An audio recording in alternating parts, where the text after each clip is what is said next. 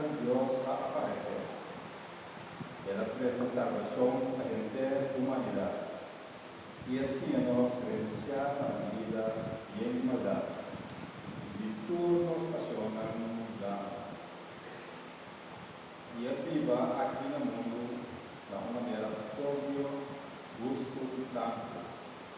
Mientras nós anhelar o dia feliz, com esperança da realidade.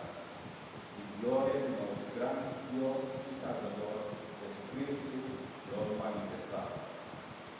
Ela oferece suas para nós, para resgatar-nos de todos os lugares, e conforme-nos todo o povo puro a su vez, um povo